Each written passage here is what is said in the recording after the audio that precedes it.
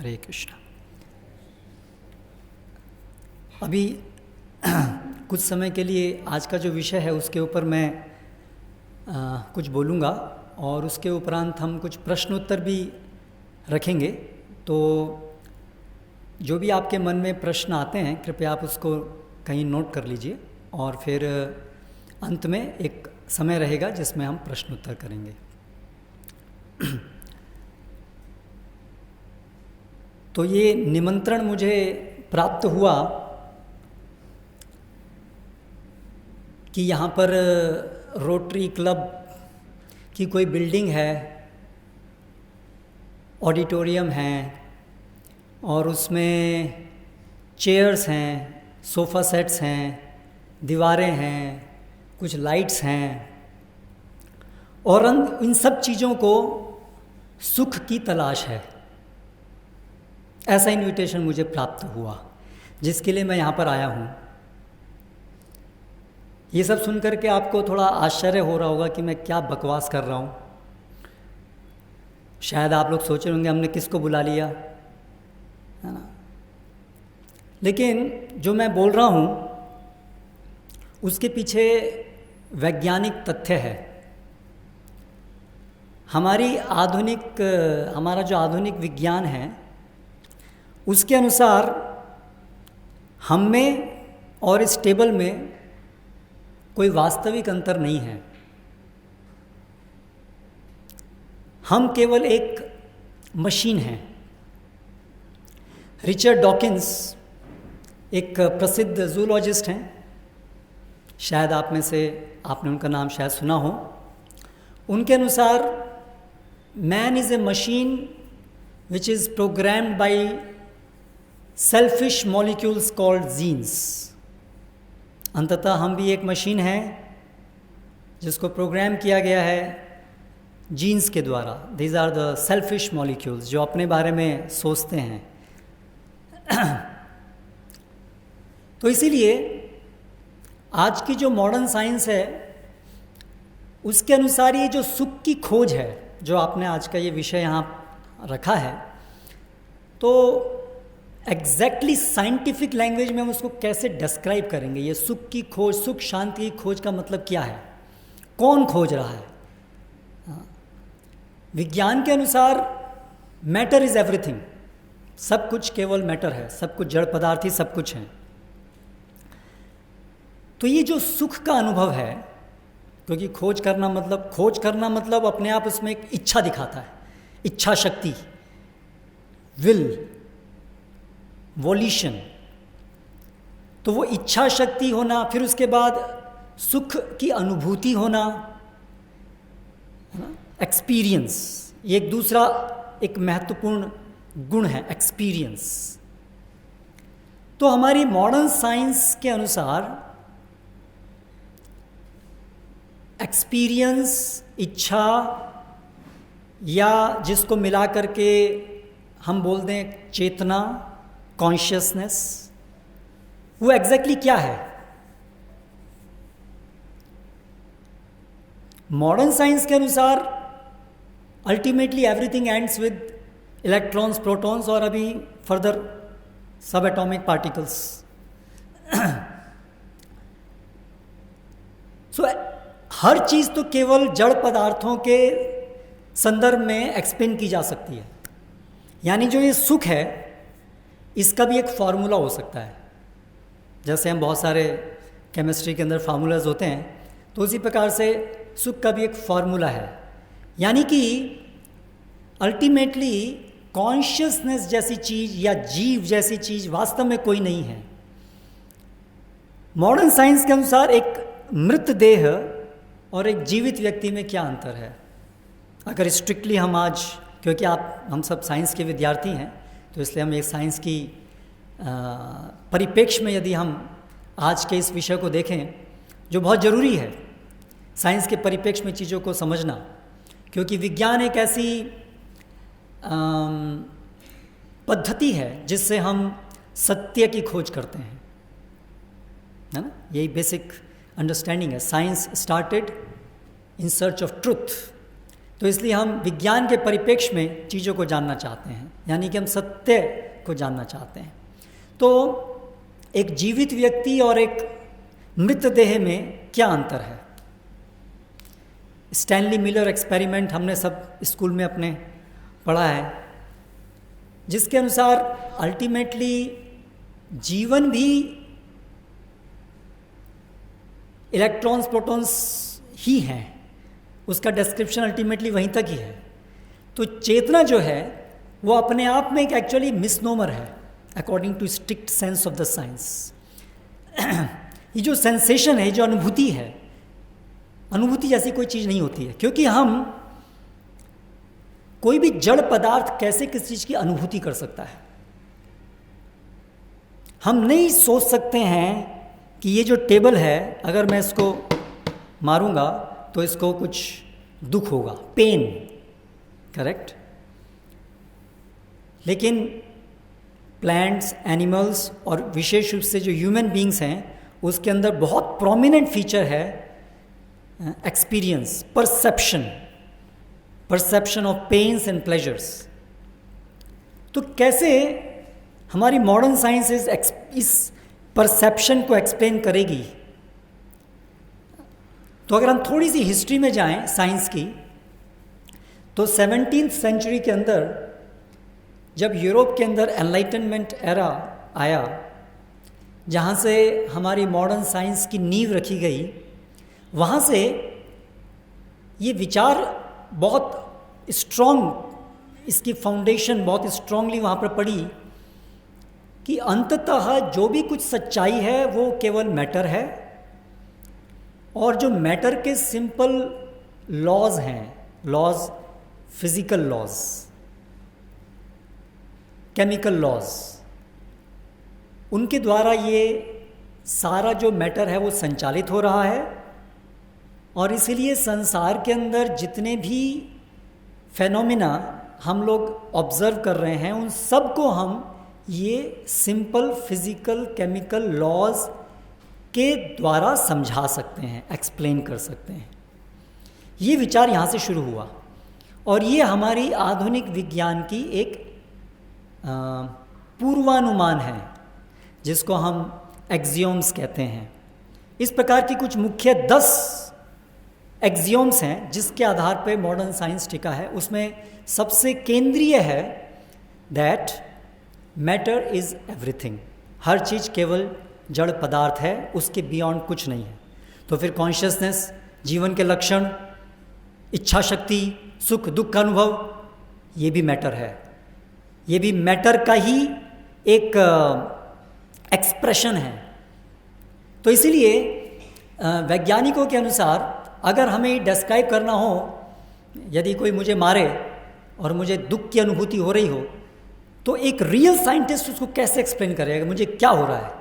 तो वो केवल ये बोल सकता है कि मेरे सी फाइबर्स कुछ मेरी ब्रेन के अंदर कुछ डिस्चार्ज कर रहे हैं, कुछ सेरोटोनिन, कुछ ब्रेडिकाइनिन, कुछ हिस्टामिन, कुछ मेरे ब्लड के अंदर उसकी मात्रा बढ़ गई है, that's all what is called pain. लेकिन जो सेंसेशन है, जो मेरी अनुभूति है दुख की, वो इस डिस्क्रिप्शन में कहीं नहीं है। सेरोटोनिन बढ़ गया है, ब्रेडिकाइनिन बढ़ गया है, सी फाइबर्स स्ट्राइक कर रहे हैं, वो तो एक एक्टिविटी है, बट सेंसेशन को हमने कैसे डिस्क्राइब किया? सेंसेशन को कैसे डिस्क्राइब किया? हमने केवल उस सेंसेशन से एसोसिएटेड एक्टिविटी को डिस्क्राइब किया। मान लीजिए किसी को मारा जाए तो चिल्लाएगा, आ, कुछ मुंह बनाएगा, कुछ आगे खुलेंगे, ये सब, तो ये सब एसोसिएटेड फेनोमेना है। लेकिन हम अगर बोलें कि पेन मीन्स आवाज़, पेन मीन्स मुंह का चौड़ा होना, तो ये पेन का डिस्क्रिप्शन नहीं है। वो जो सेंसेशन है, वो जो फीलिंग है, उसको हमने कहाँ डिस्क्राइब किया? तो आज तक हम ये मॉडर्न साइंस के द्वारा जो ये परसेप्शन है, फीलिंग्स हैं, इसको हम डिस्क्राइब नहीं कर पाए हैं। लेकिन ये विज्ञान का प्रॉमिस है जो पिछले 350 साल से है कि एक दिन हम हर चीज़ को मटेरियलिस्टिक टर्म्स में, फिजिकल टर्म्स में हम हर चीज़ को एक्सप्लेन कर देंगे। इसीलिए मैंने ये बात को यहाँ से शुरू किया कि ऐसा नहीं है कि केवल आप और मैं ही सुख की तलाश में हैं। मॉडर्न साइंस के अनुसार ये सुख की तलाश ही इल्यूजन है, क्योंकि वास्तव में सुख की तलाश जैसी कोई चीज़ नहीं होती है, क्योंकि सुख एक अनुभव है और वास्तव में अनुभव जैसी कोई चीज़ नहीं होती है। वास्तव में जीवन जैसी कोई चीज़ नहीं होती है। जीवन और पदार्थ में कोई अंतर नहीं है। इसका परिणाम क्या है इस विचार का? इस विचार का परिणाम ये है कि पिछले, विशेष रूप से पिछले 300 साढ़े 300 सालों में हमारी जो पूरी मानव सभ्यता है, वो ये जो सर्वविदित सबके मन के अंदर जो एक संतुष्टि होने की इच्छा है, संतुष्ट होने की इच्छा है, सुखी होने की इच्छा है, इसको हमेशा भौतिक पदार्थों के एडजस्टमेंट के द्वारा प्राप्त करने का प्रयास किया जा रहा है। क्योंकि प्रीमाइस क्या है? Everything is matter. तो कहीं ना कहीं अगर किसी व्यक्ति को असंतुष्टि अनुभव हो रही है, कहीं ना कहीं कोई दुख है, तो कहीं ना कहीं मैटर का कुछ रीअरेंजमेंट करके हम उसको सुख प्रदान कर सकते हैं। शायद हम अपने ब्रेन के अंदर एक सेंटर ढूंढ लेंगे, हैप्पीनेस सेंटर। बहुत सारे सेंटर्स हैं ना, है ना, विजन सेंटर है, बहुत सारे सेंटर्स हैं। तो उसी प्रकार से हमारी ब्रेन के अंदर एक हैप्पीनेस सेंटर है, उसको हम ढूंढ लेंगे और फिर सर्जिकल ऑपरेशन से जो आदमी दुखी है उसको हम सुखी बना देंगे। या तो कोई ऐसी हम पिल्स, कुछ केमिकल्स, कुछ हम इजाद करेंगे जिसको खाने से दुखी आदमी सुखी हो जाएगा। इनफैक्ट ऐसी चीज़ें हैं भी, आप जानते हैं, है ना। मूड एलिवेटर्स हैं, हमारे पास बहुत सारी साइकोडेलिक ड्रग्स हैं जो कि हमारे मूड को चेंज करती हैं, और ऐसा करने से तो ऐसा लगता है कि यस, वास्तव में केमिकल खाने से यूफोरिक ड्रग्स हैं जिससे हम ऐसा अनुभव करते हैं कि मैं आकाश में उड़ रहा हूँ, और कुछ समय के लिए हमारा डिप्रेशन चला जाता है या डिप्रेशन आ जाता है। बहुत सारी चीज़ें हो सकती हैं। सो मूड एलिवेटर्स हैं, मूड चेंजर्स हैं, जो सब केमिकल्स हैं। तो उससे विश्वास और बढ़ जाता है कि लगता है ये सब केमिकल्स ही है, ये सब केवल एवरीथिंग इज जस्ट मैटर। लेकिन वास्तव में क्या हो रहा है? जैसे मान लीजिए आपका लैपटॉप है और आपके लैपटॉप में आपने बहुत सारी इन्फॉर्मेशन भरी हुई है, सबके, आपके फैमिली मेम्बर्स के birthdays and different important days, ceremonies, appointments. आप डॉक्टर्स हैं तो आपके आने वाले 15 दिन के आपने सारे अपॉइंटमेंट्स उसमें फीड किए हुए हैं इन योर लैपटॉप। अगर ये आपका जो लैपटॉप है क्रैश हो जाए तो क्या आप प्रभावित होंगे? आपका जीवन प्रभावित होगा आपके लैपटॉप के क्रैश होने से? होगा, क्योंकि आपने अपनी सारा डाटा उसके अंदर फीड किया हुआ है और उसी के द्वारा आप ऑपरेट कर रहे हैं इस जगत में। तो अगर आपका लैपटॉप क्रैश होगा तो डेफिनेटली आप भी उससे प्रभावित होंगे। लेकिन ये तो निश्चित है कि लैपटॉप आप नहीं हैं, आप लैपटॉप नहीं हैं, लैपटॉप आप अलग अलग हैं। फिर भी क्योंकि आप लैपटॉप के द्वारा ऑपरेट कर रहे हैं, इसलिए लैपटॉप यदि क्रैश होता है तो आप भी ऑलमोस्ट क्रैश हो जाते हैं। करेक्ट। तो उसी प्रकार से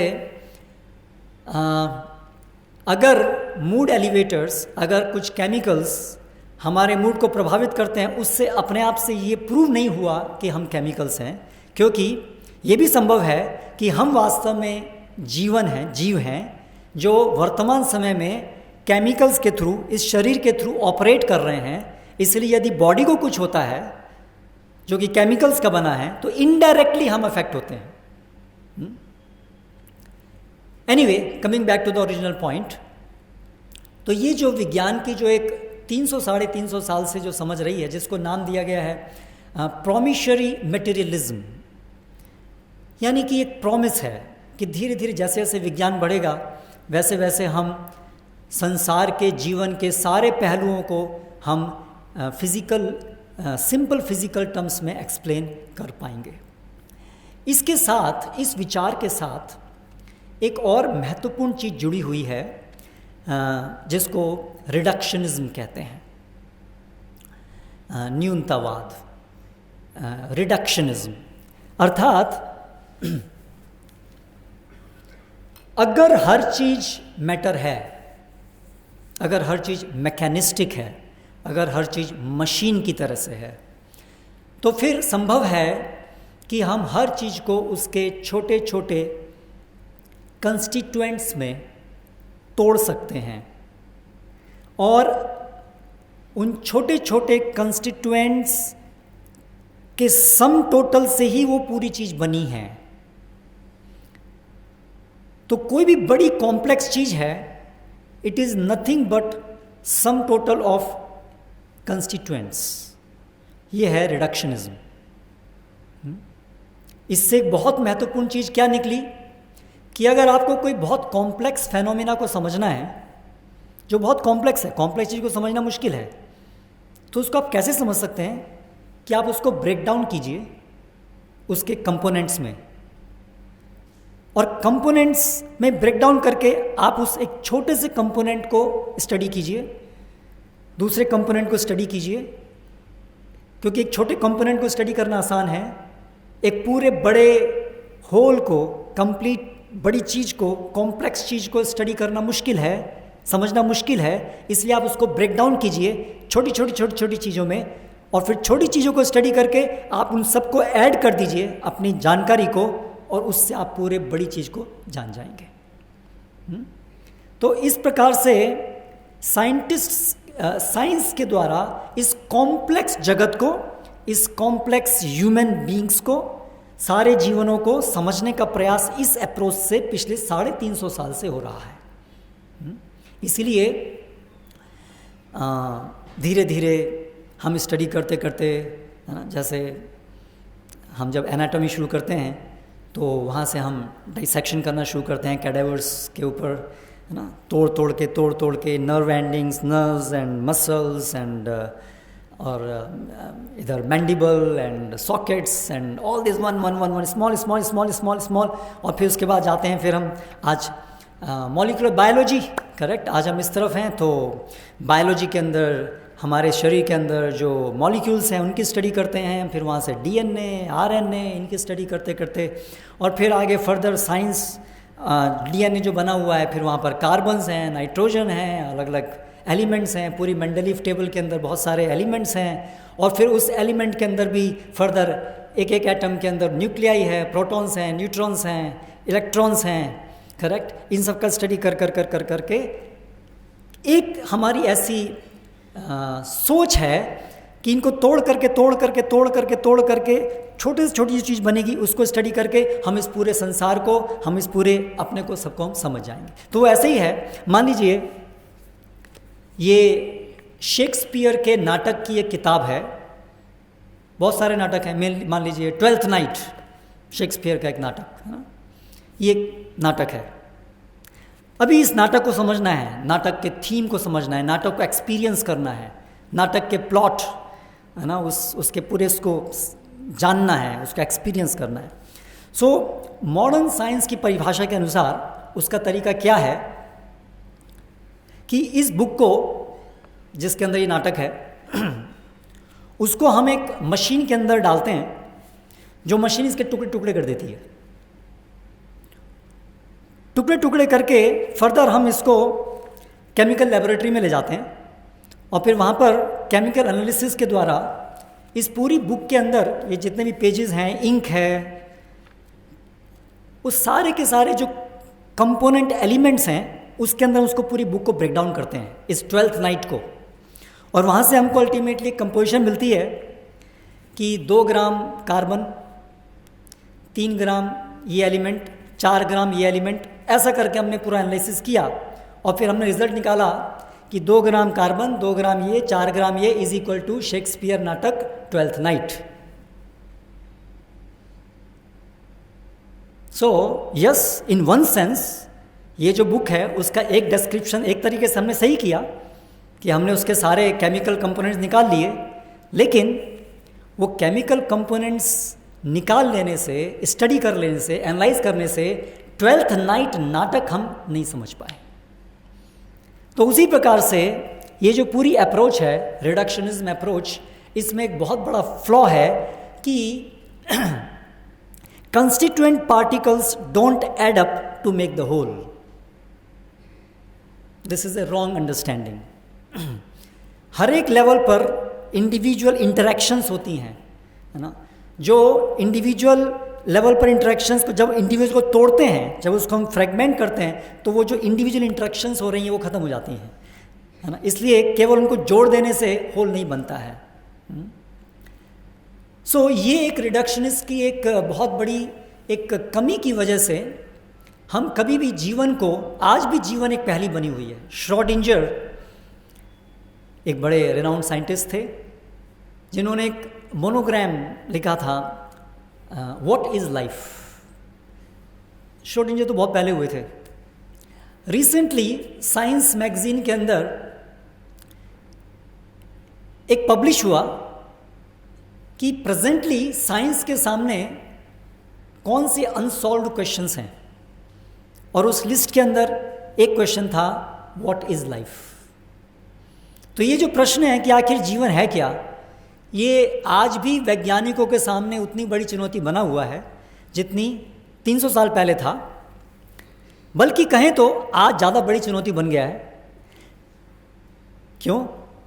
जब 300 साल पहले विज्ञान का आरंभ हुआ, 300 साल पहले एनलाइटनमेंट एरा के समय में, उस समय ये एक्सियोम्स के साथ हमने शुरुआत की, और ये पूरा विश्वास था कि एक दिन धीरे धीरे जैसे जैसे विज्ञान आगे बढ़ेगा, हम इस बात के समस्त प्रमाण लेके आ पाएंगे कि संसार की हर चीज़ को हम इलेक्ट्रॉन्स, केमिकल्स, प्रोटॉन्स के रूप में एक्सप्लेन कर पाएंगे।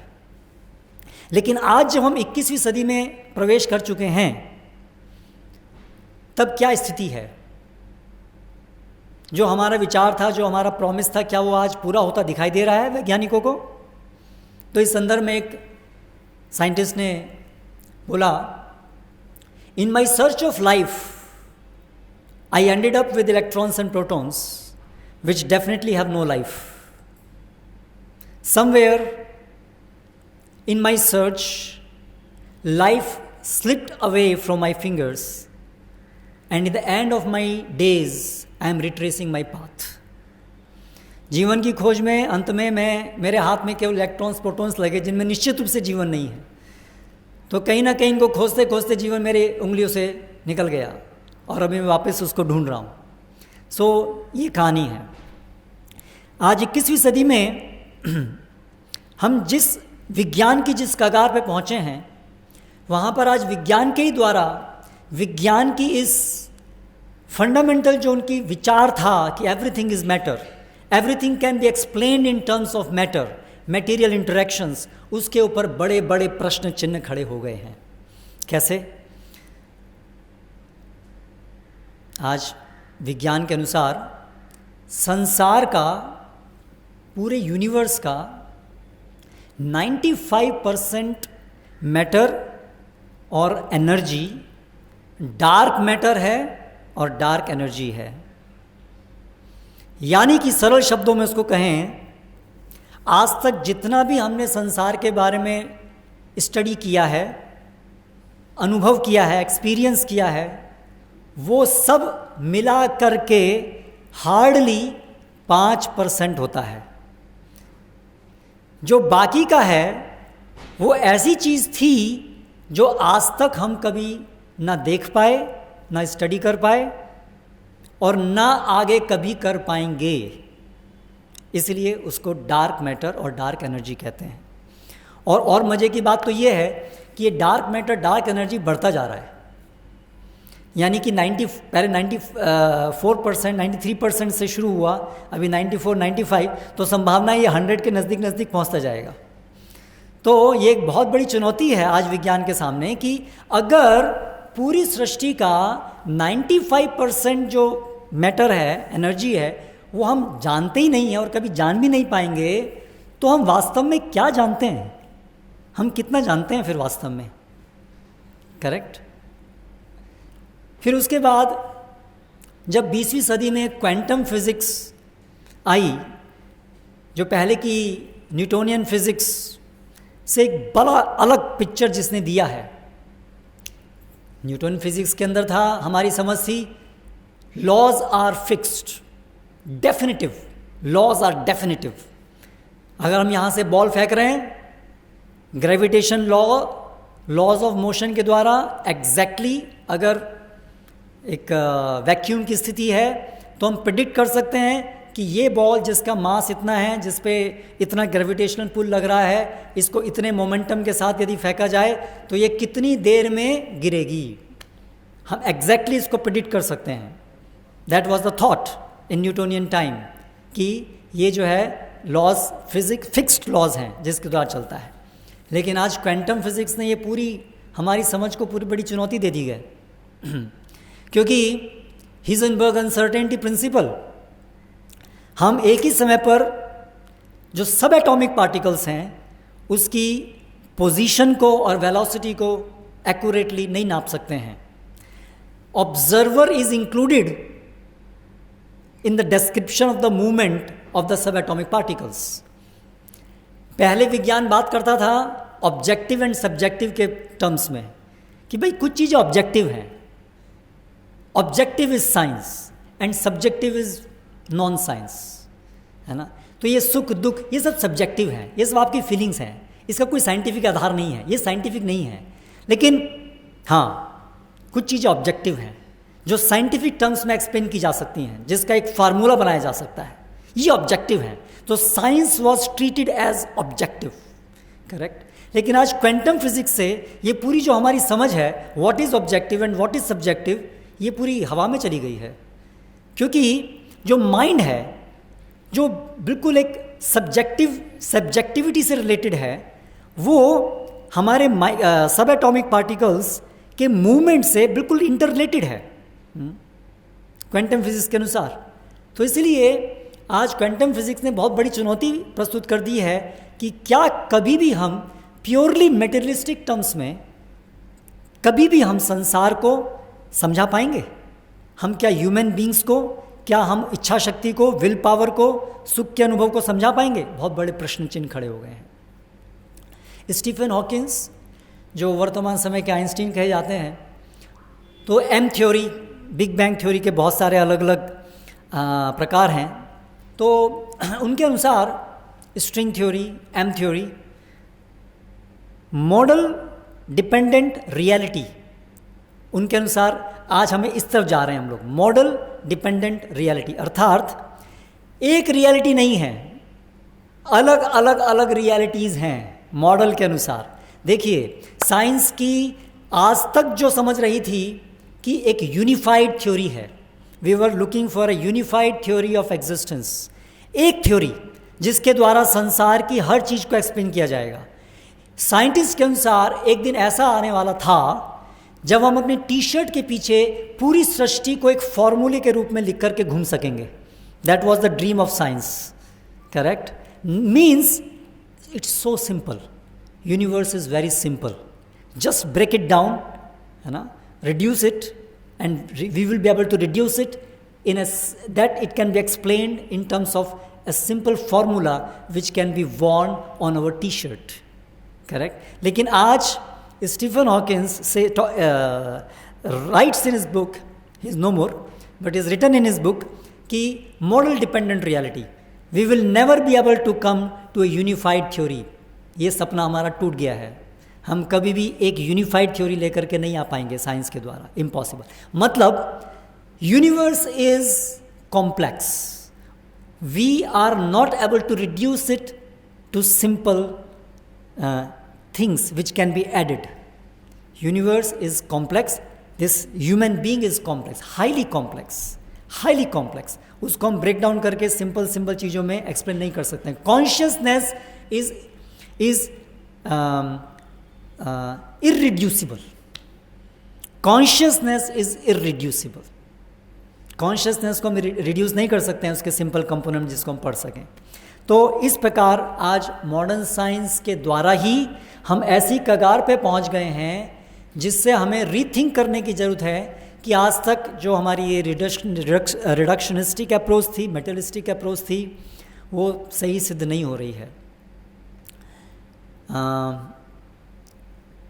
तो इस वजह से जो हमारा पूरा जो आज तक की सोच थी कि हम इस मटेरियल वर्ल्ड को टेम करके, नेचर को टेम करके, मैटर को एडजस्ट करके हम लोगों को सुखी बना देंगे, वो अभी ऐसा सपना है जो कभी साकार नहीं होने वाला है ना। तो इसका तात्पर्य क्या है तो जो विचारवान लोग हैं, जो वैज्ञानिक हैं, और एक ऐसा बड़ा ग्रुप है वैज्ञानिकों का जो अभी जो आज तक की ये साइंस की जो एक्सियोम्स थी उससे साइंस को बाहर निकलना होगा अगर साइंस को आगे जाना है।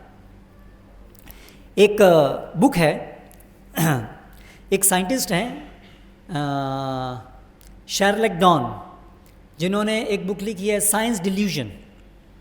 आप इसको गूगल पे भी सर्च कर सकते हैं।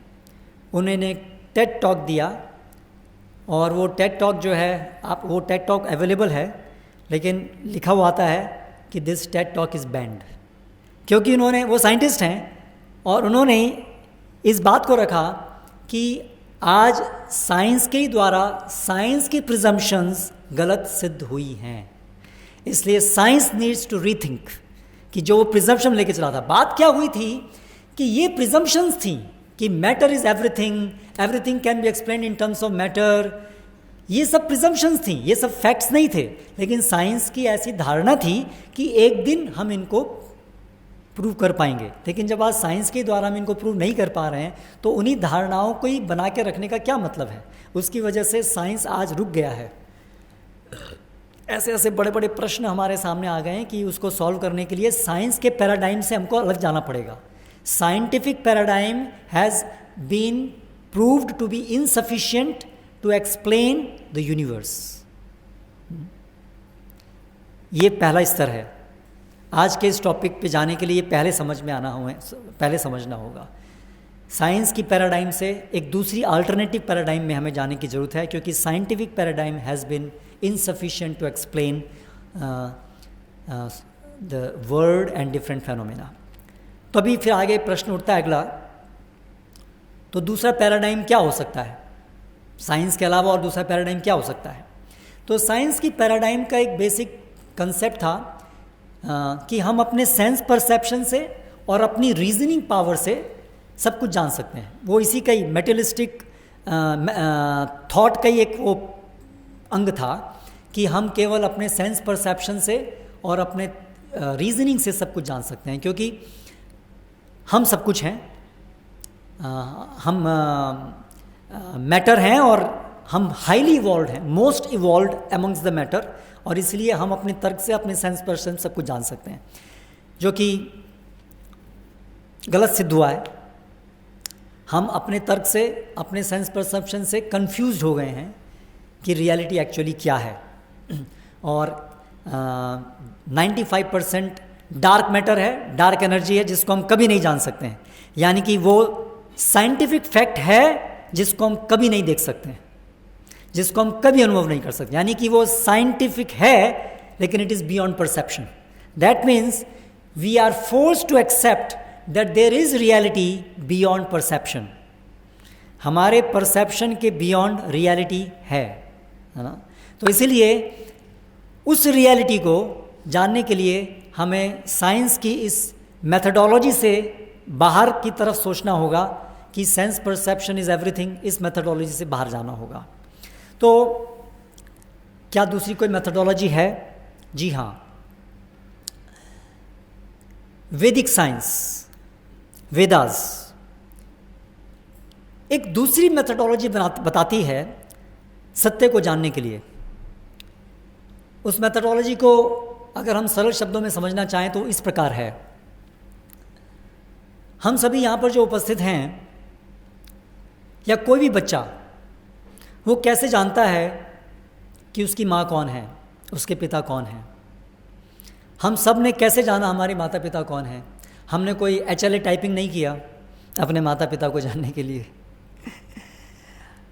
हमारी माँ ने हमको बताया कि वो हमारी माँ है और ये तेरे पिता हैं, क्योंकि माँ हमको जन्म देने वाली है, इसलिए वो इस विषय में खुद अथॉरिटी है, क्योंकि वो खुद जन्म देने वाली है, इसलिए वो अपने आप में प्रमाण है। माँ के वचन अपने आप में प्रमाण है कि बच्चे की माँ कौन है। इसको कहते हैं स्वतः सिद्ध प्रमाण। अगर हम अपने सेंस परसेप्शन से जानना चाहें कि मेरी माँ कौन है, या एक्सपेरिमेंटल नॉलेज के थ्रू जानना चाहें, तो हम पूरी ज़िंदगी भी एक्सपेरिमेंट करते रहेंगे तो भी कभी अपने माता पिता को नहीं जान पाएंगे। लेकिन उसका सीधा तरीका है कि जो हमें जन्म देने वाली है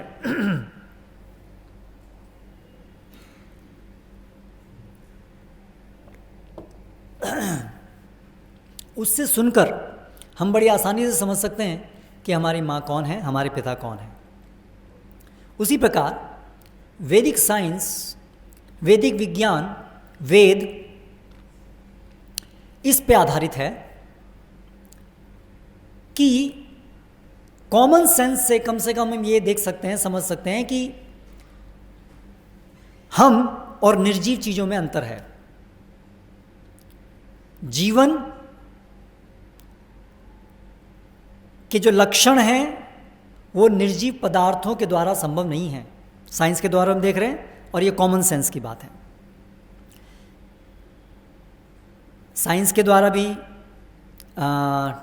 एनीवे थोड़ा सा बाद में आएंगे उस विषय के ऊपर। तो एक जीवन है और ये सृष्टि के अंदर बहुत सारी बड़ी बड़ी मशीन्स हैं। हम भी मशीन्स बनाते हैं, हमने ये स्मार्टफोन बनाया, हमने ये बिल्डिंग बनाई है। तो ये पूरी जो सृष्टि है ये तो और बहुत ज़्यादा सोफिस्टिकेटेड मशीन है ना। तो उस सोफिस्टिकेटेड मशीन को बनाने वाला भी कोई इंटेलिजेंट व्यक्ति होना चाहिए। ये कॉमन सेंस हमें इस तरफ ले जाती है। तो वैदिक नॉलेज इस आधार पे टिकी है कि वो जो सृष्टिकर्ता हैं जिन्होंने इस पूरी सृष्टि को बनाया है, अगर हम उनसे ज्ञान प्राप्त करेंगे तो इस सृष्टि के विषय में और अपने विषय में परफेक्टली हम जान पाएंगे इन चीज़ों को। ये सबसे आसान तरीका है चीज़ों को जानने का और ये परफेक्ट तरीका है। जैसे माँ को जानने के लिए माँ से जानना वो सबसे आसान तरीका है और सबसे परफेक्ट तरीका है। तो ये जो वेद हैं, वेदों के अनुसार, शास्त्रों के अनुसार ये वेद भगवान के द्वारा दिया गया ज्ञान है। ये किसी आप और मेरे जैसे व्यक्ति के द्वारा दिया गया ज्ञान नहीं है। इसलिए वेदों में इसको अपौरुषेय कहा गया है, अर्थात किसी पुरुष, किसी व्यक्ति के द्वारा निर्मित या दिया गया ज्ञान नहीं है, ये अपौरुषेय है। कैसे हम इसको विश्वास करें कि ये मनुष्य के द्वारा बनाया गया ज्ञान नहीं है? उसके लक्षणों के द्वारा सर्कमस्टेंशियली कम से कम हम समझ सकते हैं कि there is very good chance, very good probability कि जो वेद हैं वो किसी व्यक्ति के द्वारा दिया गया ज्ञान नहीं हो सकता। वो किसी परफेक्ट व्यक्ति के द्वारा दिया गया ज्ञान है, जिसको हम ऑलमाइटी या जो भी अलग अलग शब्दों में कहें, परफेक्ट व्यक्ति, उसके द्वारा दिया गया है। जैसे वेदों को आप देखें तो इस सृष्टि में उपलब्ध सबसे प्राचीनतम ज्ञान है वेदों का ज्ञान। कम से कम जो उसका लिखित रूप है वो 5000 साल पहले था। जितने भी अन्य लिखित कोई भी लिटरेचर हैं, हमारी जो रिटन जो हिस्ट्री है वो लगभग BC में कुछ साल पहले शुरू हुई, लेकिन जो वेदों को लिखित रूप दिया गया वेदों के द्वारा वेद व्यास जी ने, वो 5000 साल पहले दिया। और इन 5000 साल पहले जो लिखे गए वेद हैं उसमें वृत्तांत हैं लाखों हजारों सालों के। सृष्टि के आरंभ के समय से वृत्तांत यहाँ पर हमें देखने को मिलते हैं। तो ये प्राचीनतम ज्ञान है और इस ज्ञान को यदि आप निष्पक्षता से अध्ययन करेंगे तो आप पाएंगे कि इवन आज मॉडर्न साइंस से जो बहुत सारी चीज़ें हम जान पा रहे हैं ये हमारे वेदों में बहुत समय पहले से ही दी गई हैं। जैसे एम्ब्रियोलॉजी, हम अपने मेडिसिन में स्टडी करते हैं एम्ब्रियोलॉजी, तो आपको जान करके आश्चर्य होगा श्रीमद् भागवतम के अंदर ये एम्ब्रियोलॉजी 5000 साल पहले से वहाँ पर दी हुई है कि किस दिन हृदय का धड़कना शुरू होता है और चेतना कब से आती है, एक शिशु का मूवमेंट कब शुरू होता है। ऐसी बहुत सारी डिटेल्स आपको एम्ब्रियोलॉजी की वहाँ पर मिलेंगी। उसी प्रकार से एक वैदिक विज्ञान है एस्ट्रोलॉजी, है ना, ज्योतिष विज्ञान। ये ज्योतिष विज्ञान निर्भर करता है एस्ट्रोनॉमी के ऊपर, यानी सारे जो नक्षत्र हैं, प्लैनेट्स हैं, उनके जो मूवमेंट है उसके आधार पर ये एस्ट्रोलॉजी का विज्ञान आधारित है।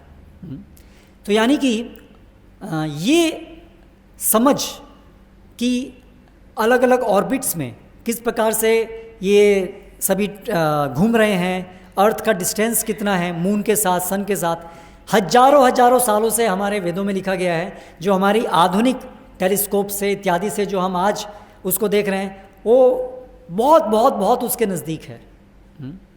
उसी प्रकार से हम मैथमेटिक्स के अंदर पाइथागोरस थ्योरम आज पढ़ते हैं, तो पाइथागोरस ने तो यूरोप के अंदर कुछ समय पहले ये थ्योरम दी, लेकिन सुबल सूत्र के रूप में हमारे वेदों में तो 5000 सालों से ये सब उपलब्ध है। ये सारे जो न्यूमेरिकल्स हैं, है ना, जो नंबर सिस्टम है, ये सब हम देखते हैं कि हमारे वेदों में बहुत से पहले से है। ये जो तक्षशिला, नालंदा और वहाँ से अरब, और अरब से फिर ग्रीक, और वहाँ से फिर ये मॉडर्न सिस्टम आया घूम करके वापस। तो इसके बारे में बहुत सारी बुक्स हैं, बहुत सारा लिटरेचर है, जिससे आप देख सकते हैं कि ये वेदों के अंदर साइंस है, साइंस है। हालांकि इंडोलॉजिस्ट ने, ब्रिटिशर्स ने इसको मिथोलॉजी नाम दे दिया, माइथोलॉजी, और हम सब इंडियंस भी इसको माइथोलॉजी माइथोलॉजी कह करके बोलते हैं, दुर्भाग्य से। माइथोलॉजी मतलब वो कल्पना, तो इतना बड़ा विज्ञान कैसे कल्पनात्मक हो सकता है, करेक्ट। उसके बाद भविष्यवाणियाँ, आप देखिए शास्त्रों के अंदर हजारों हजारों साल आगे की भविष्यवाणियाँ।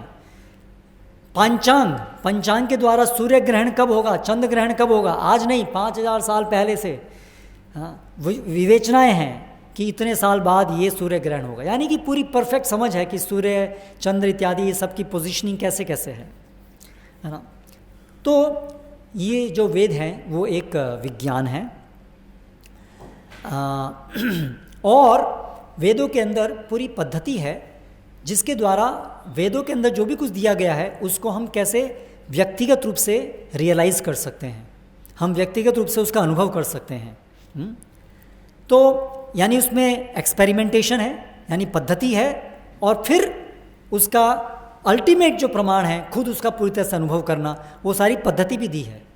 तो इस आधार पे हम समझ सकते हैं कि जो वेद हैं वो एक विज्ञान है, वैदिक साइंस है, जिसके अंदर जो भी फेनोमिना है, जीवन क्या है, सुख क्या है, दुख क्या है, दुख क्यों होता है, अलग अलग वैराइटीज़ स्पीसीज़ की क्यों है ना, अलग अलग जन्म किसी का गरीब परिवार में, किसी का अमीर परिवार में क्यों होता है ना, अच्छे के साथ भी बुरा, बुरे के साथ अच्छा क्यों होता है, जितने भी आपके प्रश्न हैं जीवन में, संसार की सृष्टि कैसे हुई, क्यों हुई, ये सारे प्रश्नों के उत्तर हमारे वेदों में हमको मिलते हैं। तो ये है यूनिफाइड थ्योरी ऑफ एवरीथिंग जिसकी हम तलाश में हैं, वो हमें वेदों में मिलता है। एवरीथिंग इज इंटरकनेक्टेड, हर चीज़ का एक ऐसा उत्तर जिसमें हर चीज़ इंटरकनेक्टेड है, हमें वहाँ पर देखने को मिलता है। और नॉलेज भी है और उसको प्रूव करने का तरीका भी है ना। वो जो नॉलेज है वो अपने आप में प्रमाण है, सर्कमस्टेंशियली हम इसको समझ सकते हैं, और फिर वो प्रक्रिया के माध्यम से जाएंगे तो जो भी चीज़ वहाँ दी हुई है उसका हम सब अनुभव कर सकते हैं।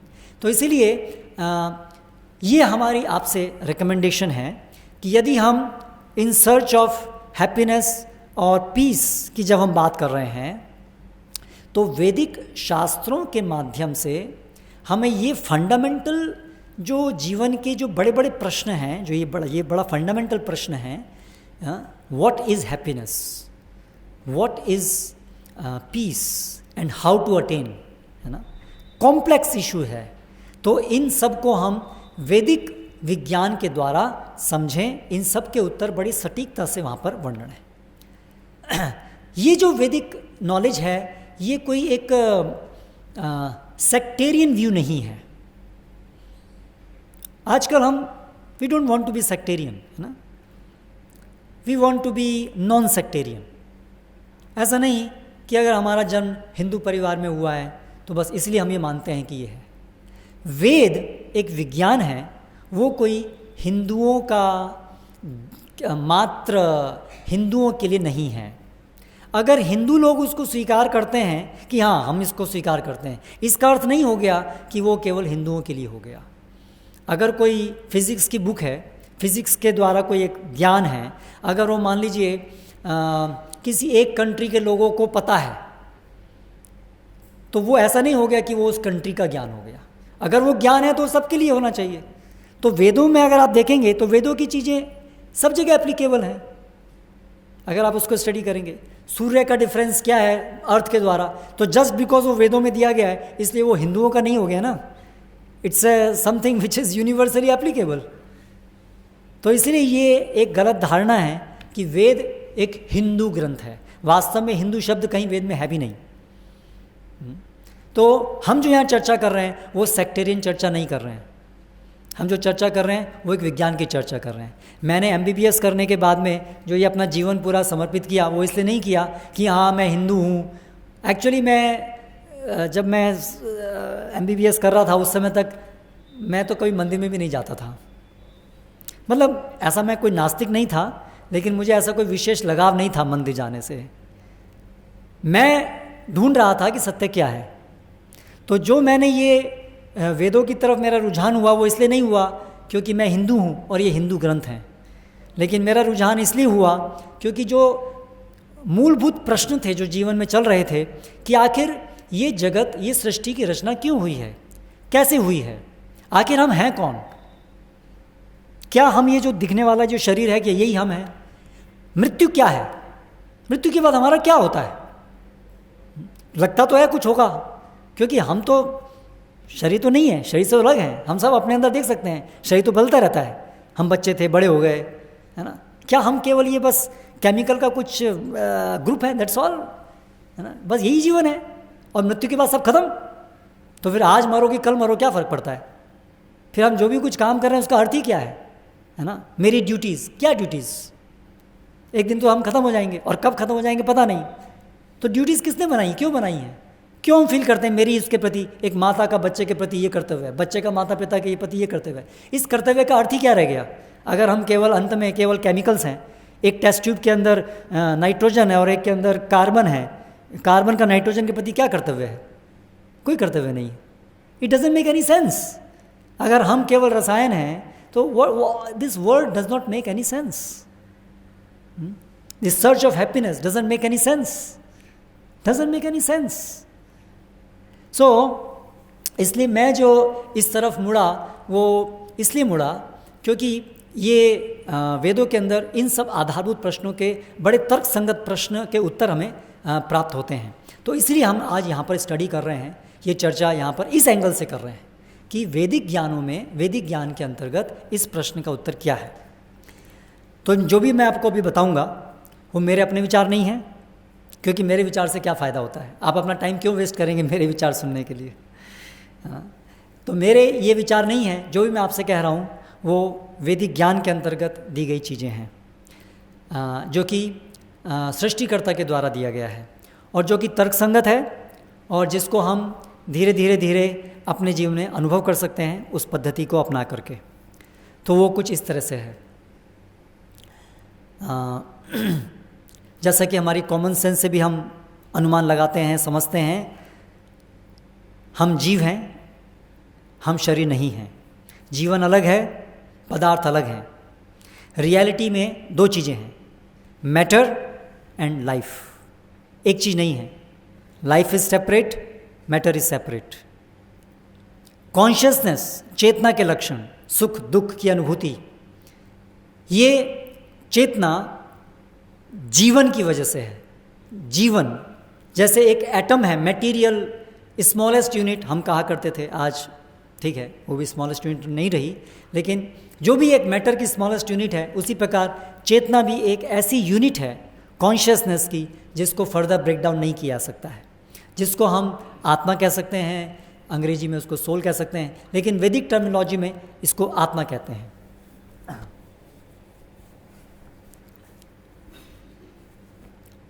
ये आत्मा मैटर के, इसके गुण, इसकी क्वालिटीज़ मैटर से पृथक हैं।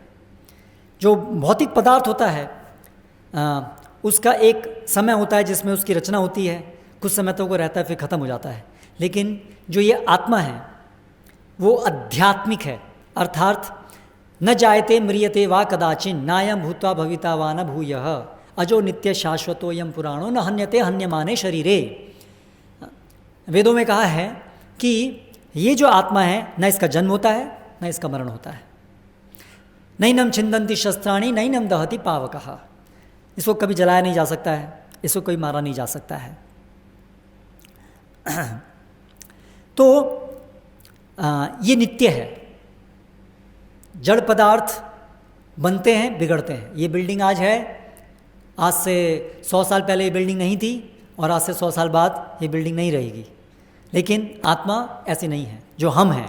हम वास्तव में, क्योंकि हमारा कभी मरण नहीं होता है, इसलिए कभी हम नहीं मरना चाहते हैं। वास्तव में आत्मा हमेशा सुखी रहना चाहती है, सुखी रहती है, इसीलिए आत्मा की ये इच्छा है कि हम सुखी रहें। हम अभी जो दुख का अनुभव करते हैं वो हम अपनी गलत पहचान जो हम शरीर से कर रहे हैं, इसकी वजह से हम दुख का अनुभव करते हैं। वास्तव में आत्मा की स्वाभाविक स्थिति में दुख जैसी कोई चीज़ नहीं है, इसलिए हम सबके अंदर इनहेरेंटली सुखी होने की इच्छा है। ये जो विषय है, in search of happiness, why? Because actually we are meant to be eternally happy, therefore we have this desire to be happy. लेकिन अभी फिर हम क्यों हैप्पी नहीं है? एक्चुअली आत्मा अभी अपनी स्वाभाविक स्थिति में नहीं है, वो सोई हुई है, अननेचुरल कंडीशन में। जैसे पानी का स्वाभाविक गुण है तरलता, लेकिन अगर उसको -4 डिग्री सेंटीग्रेड टेम्परेचर या उसके नीचे हम रख देंगे तो वो जो उसकी तरलता का स्वाभाविक गुण है वो छिप जाएगा। जब आप उसको दोबारा नॉर्मल टेम्परेचर पे लेके आएंगे तब दोबारा से उसके अंदर वो गुण प्रकट हो जाएगा। तो उसी प्रकार से हमारा जो सुखी होने का जो गुण है वो हमेशा हमारे साथ है, अभी भी है, लेकिन अभी अननेचुरल कंडीशंस हमने अपने ऊपर लाद दी हैं, हम अननेचुरल सिचुएशन में हैं, उसकी वजह से हमें ये दुख का अनुभव हो रहा है। दुख का अनुभव क्यों होता है? क्योंकि हमने अपनी पहचान एक ऐसी चीज़ से कर ली है जो हम नहीं हैं। इस शरीर से हमने अपनी पहचान कर ली है। हम हर व्यक्ति सोचते हैं मैं स्त्री हूँ, मैं पुरुष हूँ, मेरा नाम ये है, मेरे पिता ये हैं, मेरा जन्म यहाँ हुआ, मैं इंजीनियर हूँ, मैं डॉक्टर हूँ। ये सब पहचान हमारी आत्मा की पहचान, मेरी आत्मा की पहचान नहीं है, ये सब हमारे शरीर की पहचान है। मेरा जन्म इस समय हुआ, किसका जन्म हुआ? ये शरीर के जन्म की हम बात कर रहे हैं, करेक्ट? तो ये सब जो पहचान है शरीर की हैं, लेकिन हम बिल्कुल उसको ऐसा मान लिए हैं कि ये शरीर मैं हूँ। जैसे हम जब कोई मूवी देखते हैं तो हम कुछ समय के लिए अपनी पहचान उस मूवी के एक्टर से कर लेते हैं, है ना, ये मैं हूँ, करेक्ट? और उस मूवी में जो कुछ भी उस एक्टर के साथ हो रहा होता है प्रैक्टिकली वो सब हम अनुभव करते हैं। अगर हम कहीं टैक्सी लेकर के मान लीजिए ड्राइव कर रहे हैं और वो टैक्सी का एक्सीडेंट हो जाता है, या पहले हम अपनी कार में जा रहे हैं और उस कार का एक्सीडेंट हो जाता है, हमें कुछ नहीं होता है, लेकिन क्योंकि वो हमारी कार है तो भी हमें दुख होता है ना। लेकिन अगर मान लीजिए आप टैक्सी में जा रहे हैं और टैक्सी का एक्सीडेंट होता है, आपको कुछ नहीं होता है, टैक्सी टूट जाती है, तो आपको दुख नहीं होता है। क्यों? क्योंकि आपने वो जो कार पैसे खरीद करके खरीदी उससे आपको लगाव है, आपने उसको अपना मान लिया है, इसलिए वो कार टूटती तो आपको लगता है आप ही टूट गए, बट एक्चुअली आप नहीं टूटे हैं, लेकिन फिर भी आपको ऐसा लगता है। इसलिए शास्त्र में ये बताया है भयम द्वितीयाभिनिवेशतः स्यात्, ये दुख का कारण है। क्योंकि शरीर तो टूटेगा ही, शरीर तो मरेगा ही, शरीर के अंदर जो बदलाव आएंगे अलग अलग वो तो आएंगे ही, लेकिन वो बदलाव हमारे अंदर नहीं आ रहे हैं। बूढ़ा कौन होता है? शरीर बूढ़ा होता है। बीमार कौन होता है? शरीर होता है। दांत गिरता है, शरीर में से गिरता है, वो भी एक बोन है, लेकिन हम बोन नहीं हैं। जो टूथ एक है, बड़े इंटरेस्टिंग बात है, मैं जस्ट यहाँ आने से पहले पढ़ रहा, क्योंकि आप लोग डेंटिस्ट हैं, मैं थोड़ा पढ़ रहा था कि what is the definition of toothache. तो वहाँ लिखा था pain and inflammation associated with decay around the tooth. तो पेन और इन्फ्लेमेशन दोनों अलग अलग चीज़ें हैं। Pain is a sensation, pain is a feeling, inflammation is a description of a phenomena of the body tissues. Inflammation को experience कौन कर रहा है, और जो एक्सपीरियंस है उसको पेन कहते हैं। तो इस प्रकार से हम इस शरीर की अवस्था को एक्सपीरियंस कर रहे हैं, ये सोचकर कि ये मेरा है, ये है ना, उसीलिए वो सुख दुख की अनुभूति हो रही है। लेकिन वास्तव में जो आत्मा की स्वाभाविक स्थिति है वेदों के अनुसार, उसमें दुख जैसी कोई चीज़ नहीं है। तो वो स्वाभाविक स्थिति क्या है हमारी? तो हम जो आत्मा हैं, हम जीव हैं, निर्जीव से अलग हैं, लेकिन निर्जीव तत्व भी हैं और सजीव हम ही हैं, ये दोनों चीज़ हैं। और फिर हम ये भी देख रहे हैं कि इन दोनों चीज़ों को संचालित करने वाला कौन है? मैं तो नहीं हूँ। आशा है हम सब कॉमन सेंस से समझ सकते हैं कम से कम कि हमने तो जगत नहीं बनाया है। We are not in control. हम अपने इस शरीर के बारे में कंट्रोल में नहीं हैं। Correct, we are not in control. हम बूढ़े हो रहे हैं। Can we stop it? With science we have been trying, failure. No, we can not stop it, है ना। हम कुछ नहीं कर सकते। We are controlled, we are not controller. इस बात को समझने में ज़्यादा दिक्कत नहीं होनी चाहिए, है ना। तो then who is controlling, who is organising everything? There should be some other person. Definitely matter अपने आप से ऑर्गेनाइज नहीं होता है।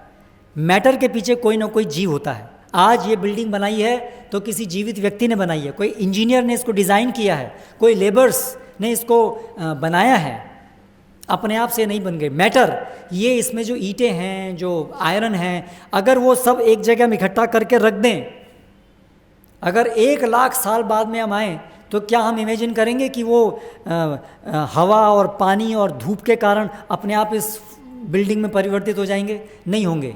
लेकिन शायद मॉडर्न साइंस कहती है अगर आप उसमें विस्फोट करेंगे तो शायद बिल्डिंग बन जाएगी, बिग बैंग।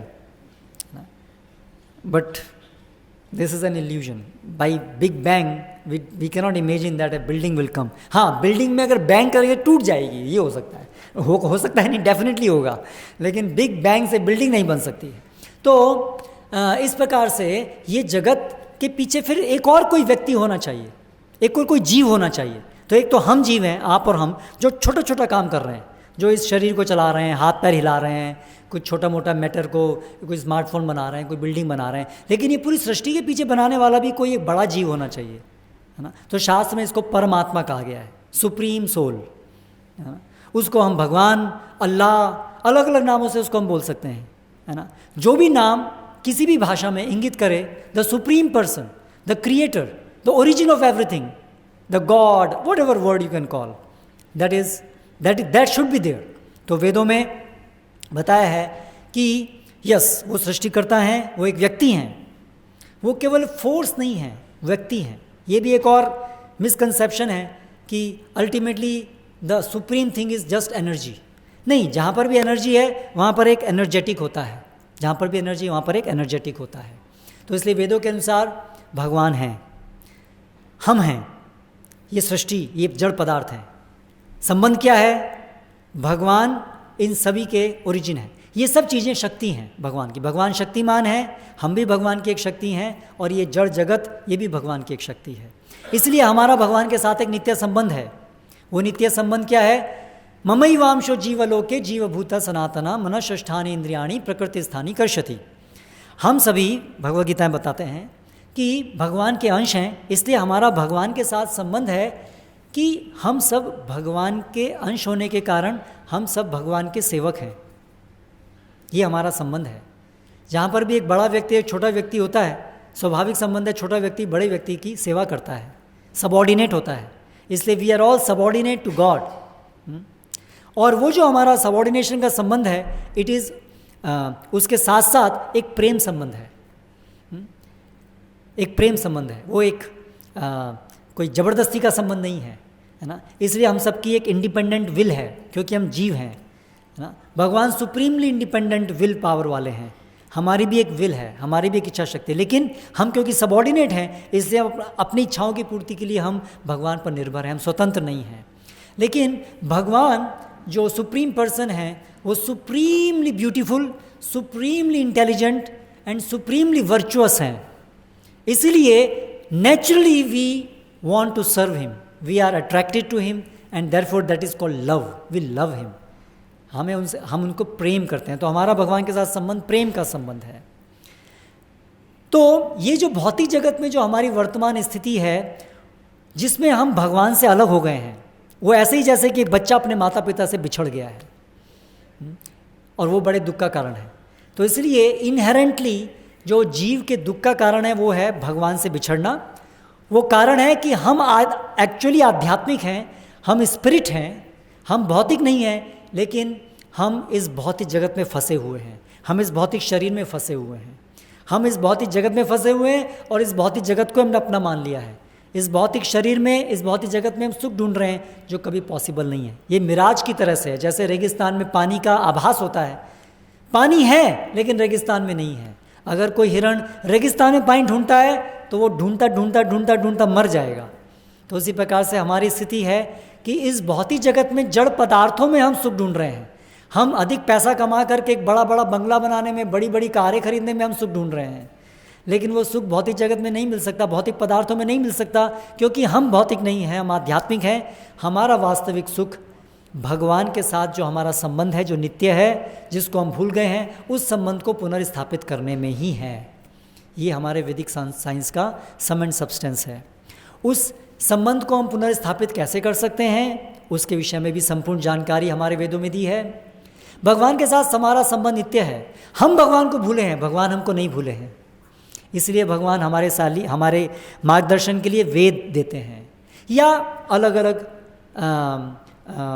धर्मों की ग्रंथ देते हैं, अलग अलग प्रकार से मार्गदर्शन देते हैं, है ना। कुछ बाइबल के द्वारा, कुछ कुरान के द्वारा इत्यादि भी अलग अलग प्रकार से भी देते हैं, है ना। तो उद्देश्य यही है कि हम भगवान को समझ सकें और भगवान के साथ हमारा जो शाश्वत संबंध है उसको पुनर्स्थापित कर सकें। वेदों में वर्तमान समय के लिए, कलयुग के लिए, इस समय को कलयुग कहा गया है वेदों में। टाइम साइक्लिक है, सतयुग, त्रेता, द्वापर, कलयुग। इस कलयुग के लिए भगवान को के साथ अपना जो संबंध है उसको पुनर्स्थापित करने के लिए जो मार्ग बताया गया है, वो बताया गया है कि हम सबसे पहले भगवान के विषय में सुने, भगवान के बारे में जो जानते हैं सही प्रकार से, जो भगवान के साथ संबंध जिनका अच्छे से स्थापित है, ऐसे लोगों से के माध्यम से हम भगवान के विषय में सुने। भगवान के विषय में सुनना भगवान को कांटेक्ट करने जैसा है। ध्यान दीजिए, भगवान के विषय में सुनना भगवान का संपर्क करने जैसा है। जब हम इस भौतिक जगत में, मान लीजिए हमको प्यास लगी है और हम पानी पानी पानी शब्द का उच्चारण करते हैं, या कोई हमें आदमी बताता है कि पानी एक चीज़ है या पानी वहाँ रखा हुआ है, तो वो सुनकर के हमारी प्यास नहीं बुझती है ना, क्योंकि मटेरियल वॉइस साउंड वाटर और मटेरियल सब्सटेंस वाटर अलग अलग है। लेकिन स्पिरिचुअल वर्ल्ड में, स्पिरिचुअल साइंस के अंदर जो स्पिरिचुअल एंटिटी है गॉड, उनका नाम और उनके बारे में सुनना, वो दोनों में कोई अंतर नहीं है। ये स्पिरिचुअल साइंस है। इसीलिए जब हम भगवान के बारे में सही स्रोत से सुनते हैं, जानते हैं, तो वो जो नॉलेज है वो भगवान से अलग नहीं है। इसलिए भगवान के विषय में सुनना भगवान के साथ मिलने जैसा है। भगवान के बारे में सुनना भगवान के विषय में मिलने जैसा है। इसलिए सही स्रोत से यदि हम भगवान के विषय में सुनेंगे तो we can feel that we are able to gradually feel a happiness which is spiritual, यानी एक ऐसा सुख जो ख़त्म नहीं होता है। मटेरियल हैप्पीनेस में, स्पिरिचुअल हैप्पीनेस में ये अंतर है, मटेरियल हैप्पीनेस ख़त्म होती जाती है, स्पिरिचुअल हैप्पीनेस बढ़ती जाती है। उसी प्रकार से भगवान का नाम जो ध्वनि है, भगवान के बहुत सारे नाम हैं, उनकी लीलाओं के कारण, उनकी लीला मतलब भगवान जो है वो आध्यात्मिक जगत में अपने आनंद वर्धन के लिए कार्य करते हैं, उसको लीला कहते हैं। खेलते हैं, प्लेज, ही जस्ट एन्जॉयज प्लेइंग, है ना, उसको लीला कहते हैं। तो उनके बारे में सुनना, भगवान के उनके आधार पर भगवान के अनेक अनेक नाम हैं। तो ये जो कृष्ण नाम है उसका मतलब होता है ऑल अट्रैक्टिव। राम, ये भी भगवान का एक नाम है, उसका मतलब होता है सोर्स ऑफ ऑल प्लेजर। तो भगवान, please keep your mobiles in silent mode for some time. तो ये जो भगवान के नाम है, अल्लाह का एक्चुअली मतलब होता है ऑल माइटी, द ग्रेटेस्ट। तो ये सब भगवान को इंगित करने वाले नाम है। लेकिन जो कृष्ण राम नाम है ये पर्सनल है, ये उनके गुणों पे, विशिष्ट पर्सनल गुणों पे आधारित है। तो इस प्रकार भगवान के नामों को लेना, भगवान के बारे में सुनना, ये भगवान से मिलने जैसा है। और भगवान क्योंकि सभी आनंद के स्रोत हैं, इससे अगर हम उनके कांटेक्ट में आएंगे तो हम सुखी होंगे। उनके कांटेक्ट में आएंगे और कांटेक्ट में आकर के धीरे धीरे उनको समझ करके धीरे धीरे हम अपनी स्वाभाविक जो स्थिति है, आत्मा का भगवान के साथ जो शाश्वत संबंध है कि हम भगवान के सेवक हैं और उनकी प्रेममयी सेवा करना, जिसको भक्ति कहते हैं, वो हमारा स्वाभाविक गुण है। जब हम उस सिचुएशन में अपने को रीइंस्टेट करेंगे, दोबारा लेके आएंगे, तब आत्मा का सुख प्राप्त करेंगे, जो कि नित्य सुख होगा, जो वास्तविक सुख होगा। जैसे मछली है, मछली का स्वाभाविक स्थान पानी है। यदि हम मछली को पानी से बाहर निकालें और उसको बड़े सुंदर गलीचे पर रख दें, तो भी मछली कभी सुखी नहीं होगी, क्योंकि वो मछली का स्वाभाविक स्थान नहीं है। आप उसको वापस आपको पानी में डालना होगा, और पानी में जैसे ही आप डालेंगे मछली बहुत सुखी हो जाएगी। उसी प्रकार से हम अभी अपनी स्वाभाविक स्थिति में नहीं हैं, हम भगवान से बिछड़े हुए हैं, हम इस भौतिक जगत में हैं, हम भौतिक इस शरीर की कारागार में हैं, हम जेल में हैं, इसलिए हम दुखी हैं। अगर हमें अपने को सुखी करना है, हमें जगत में हर व्यक्ति को अगर सुखी करना है, तो हमें वापस आध्यात्मिक जगत में जाना होगा। हमें वापस आध्यात्मिक अपने पिता भगवान के साथ शाश्वत संबंध में स्थापित होना होगा। हमें पुनः भगवान की सेवा में स्थापित होना होगा, तभी हम वास्तव में सुखी रह सकते हैं। जड़ पदार्थों को भोग करके हम कभी सुखी नहीं हो सकते हैं, बल्कि विपरीत, जितना इस भौतिक जगत में हम भोग करने की कोशिश करेंगे, इस भौतिक जड़ पदार्थों को एंजॉय करने की कोशिश करेंगे, उतना ही हम फ्रस्ट्रेट होंगे। अपने जीवन में हम ये अनुभव कर रहे हैं, जितना हम मेटेरियलिस्टिक होते हैं उतना हम फ्रस्ट्रेट होते हैं। तो इसलिए नट शेल में आज का ये जो सेशन था, उसमें तो हमने एक इंट्रोडक्शन आपको दिया है। नट शेल में सुखी होने का उपाय क्या है? ये समझना कि हम शरीर नहीं आत्मा हैं, और हम भगवान के अंश हैं, भगवान के दास हैं। इसलिए हमेशा भगवान की सेवा में अपने को ले जाना, रीइंस्टेट करना, वही वास्तव में हमारा सुख है, आत्मा का सुख है। और ये इसकी पूरी पद्धति का विस्तार हमें शास्त्रों से मिलता है। तो ये जो आज का ये जो 1 घंटे के लिए हमने कुछ बात रखी, इसका उद्देश्य केवल यही था कि इस छोटे से इंट्रोडक्शन से अगर आपको लगे कि जो मैंने आज बोला उसमें कुछ सेंस था, वो कुछ थॉट प्रोवोकिंग था, कुछ विचार आपके उसमें स्टिमुलेट हुए, और आपको लगता है कि इस दिशा में सोचने की ज़रूरत है, इसको और गहराई में समझने की ज़रूरत है, तो वेदों को आपको पढ़ना होगा। और उन वेदों को बहुत सरल शब्दों में, बहुत सरल तरीके से इस्कॉन के फाउंडर आचार्य AC भक्तिवेदांत स्वामी प्रभुपाद ने बड़ी सरल भाषा में प्रस्तुत किया है। जैसे कि विशेष रूप से मैं आपको रिकमेंड करना चाहूँगा, ये एक बुक है साइंस ऑफ सेल्फ रियलाइजेशन, जिसके अंदर ये विषय और रूट पे पूरी सेल्फ रियलाइजेशन, आखिर हम जो है उसको कैसे रियलाइज़ करें, शरीर और आत्मा में अंतर, इसको कैसे समझें, और भौतिक जगत की जो बहुत सारी समस्याएं, ये तो एक समस्या है, भौतिक जगत की बहुत सारी समस्याएं हैं, उन सभी समस्याओं का आध्यात्मिक उपाय क्या है, ऐसे ये सब विषय इस छोटी सी एक पुस्तक के अंदर संकलित किए गए हैं, जो पूरी तरह से वेदों पर आधारित है, कुछ भी मनगढ़ंत नहीं है। उसी प्रकार से एक और ये पुस्तक है लाइफ कम्स फ्रॉम लाइफ, जीवन की उत्पत्ति जीवन से हुई है, आत्मा भगवान से संबंधित है, भगवान से आई है, ना कि जड़ पदार्थों से। ऐसे साइंटिफिक तरीके से इस बुक के अंदर डिस्क्रिप्शन है हमारे इस वेदों की नॉलेज का। उसी प्रकार से quest for enlightenment, quest for happiness is equivalent quest for enlightenment, enlightenment से हैप्पीनेस आएगी। तो इस प्रकार this is my request that if you think that whatever I have spoken made some sense, तो कृपया आप इन बुक्स को लीजिए और इनको कम से कम एक बार पढ़िए, और फिर इसके आगे भगवत गीता जो पूरे वेदों का सार है उसको आप पढ़िए। तो ये सब बुक्स यहाँ पर डिस्प्ले भी की गई हैं, एंड ज़रूर जाने से पहले आप एक बार आइए, देखिए, और जीवन में कुछ समय निकालिए। एक छोटी सी एक कहानी है कि एक व्यक्ति पेड़ का एक तना काट रहा था, कुल्हाड़ी से काट रहा है, बहुत देर हो गई। एक आदमी नीचे खड़ा हो देख रहा है कि इतनी देर से पेड़ काटे जा रहा है, पेड़ तो कट ही नहीं रहा है ना। तो जो आदमी जो देख रहा था उसने देखा कि भाई तुम्हारी कुल्हाड़ी में धार नहीं है, तो नीचे आओ, पहले कुल्हाड़ी को धार लगाओ और फिर जा कर के उसको काटो, तब कटेगा। बोला नहीं, मेरे पास टाइम नहीं है ये नीचे आकर के धार लगाने का, है ना। तो ये मूर्खता है। हम जिस चीज़ की खोज में हैं, है ना, उस चीज़ का मार्ग के लिए अगर हम टाइम नहीं निकालेंगे, है ना, और बिना उस प्रक्रिया को किए हुए अपने एक ऐसी प्रक्रिया से प्राप्त करने की कोशिश करेंगे जिस प्रक्रिया से मिलने वाला नहीं है, तो फिर हम केवल समय की बर्बादी करेंगे और पूरे मनुष्य जीवन की बर्बादी करेंगे। इसके साथ हम ये आज का सेशन समाप्त करते हैं। हरे कृष्णा। अब हमारा ये थोड़ा प्रश्नोत्तर का समय कुछ करेक्ट।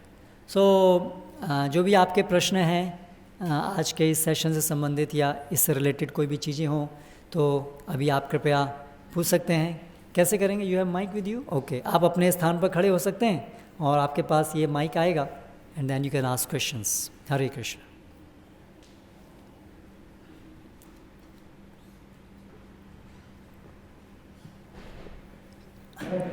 हरे कृष्ण। हरे कृष्ण। आपने भी बोला कि जेल में से बाहर कृष्ण भगवान, तो उन्होंने ये बात पहले से उनके जन्म के साथ ही बता दी। जन्म के साथ ही जेल में से निकलना, जेल में से निकलना है जी।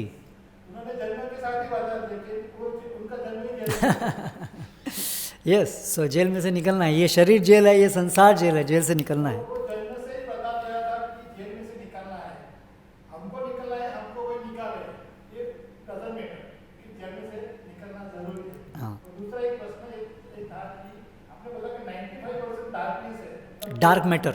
डार्क मैटर है, तो सबकॉन्शियस माइंड में भी एक ऐसा होता है जो एक डार्क मैटर से पर है, जो उसमें भी जा सकते हैं। जैसे हमारा जो कॉन्शियस माइंड 5% है, तो 95% में सबकॉन्शियस माइंड होता है जो हमको सपना में या ऐसे कुछ जो दृष्टांत बताता है, जो प्रेरणा देते हैं जी। तो उसके बारे में जरा बताइए। वेदों के अनुसार हमारे हम यानी आत्मा, उनके दो लेयर्स होती हैं शरीर की। एक लेयर है जो हम आँखों से देख सकते हैं, जिसमें हम ये हाथ पैर सेंस ऑर्गन्स हैं। लेकिन इसके अंदर एक और लेयर है शरीर की, जो माइंड, इंटेलिजेंस और फॉल्स ईगो का बना होता है। इसको अंतःकरण कहते हैं, जो आप सबकॉन्शियस माइंड कह रहे हैं, उसकी और टेक्निकली वैदिक भाषा में उसको अंतःकरण कहते हैं। लेकिन वो भी मैटर है, वो सटल मैटर है, वो भी आत्मा नहीं है, वो भी आत्मा के ऊपर एक कवरिंग है। लेकिन ये जो ग्रॉस बॉडी है और जो सटल बॉडी है, उसमें अंतर क्या है? जब हम मरते हैं तो हमारी जो ग्रॉस बॉडी है वो मरती है, वो हम छोड़ देते हैं। लेकिन ये जो सटल बॉडी है वो आत्मा के साथ जाती है। इस सटल बॉडी के अंदर हम जीवन में जो भी कुछ करते हैं, जो भी कुछ अनुभव करते हैं, उसके इम्प्रेशंस इम्प्रिंट होते हैं। और सूक्ष्म प्रकृति के नियम हैं, लॉज ऑफ कर्मा। जो भी हम करते हैं उसका एक रिएक्शन बनता है, परिणाम बनता है, जो हमारे नेक्स्ट लाइफ में हमें कैसा शरीर मिलेगा, हमें क्या सुख दुख प्राप्त हो, मेटल सिचुएशन कैसी प्राप्त होंगी, वो सब निर्धारित करता है। तो वो जो इम्प्रेशंस हैं वो हमारे साथ आत्मा के साथ आते हैं और उसी आधार पर हमको नेक्स्ट बर्थ मिलती है। इसीलिए वो जो अंतःकरण है वो एक मैकेनिज्म है जिसके द्वारा आत्मा को ग्रॉस बॉडी मिलती है। तो सूक्ष्म शरीर से ग्रॉस बॉडी निर्मित होती है। तो इस प्रकार वो बीज की तरह से, जैसे बीज से पूरा पेड़ बनता है, ऐसे ही अंतःकरण एक बीज की तरह से है। तो जब हम सपने में, जब हम रात को सोते हैं तो जो हमारा जो माइंड है वो कांटेक्ट करता है उस अंतःकरण के इम्प्रेशंस को। इसलिए अजीबोगरीब चीज़ दिखती हैं वो हमारे जो हमने कभी ना कभी स्टोर्ड इम्प्रेशंस हैं उसके आधार पर वो हम देखते हैं। तो इसलिए अल्टीमेटली भगवान के साथ हमें कांटेक्ट करने के लिए अपने इस शरीर को और अंतःकरण को, दोनों को भगवान की सेवा में लगाना होगा। तो अपने माइंड से हम भगवान के विषय में सोचें, है ना, अपने सेंस ऑर्गन से हम भगवान की सेवा करें। इस प्रकार से ही प्यूरीफाई होते हैं और प्यूरीफाई होकर के ये कवरिंग फिर पूरी तरह से हट जाता है और फिर केवल आत्मा, जिसका आध्यात्मिक रूप है, वो रह जाता है और उसके द्वारा हम भगवान की सेवा करते हैं। हरे कृष्ण। और कोई प्रश्न?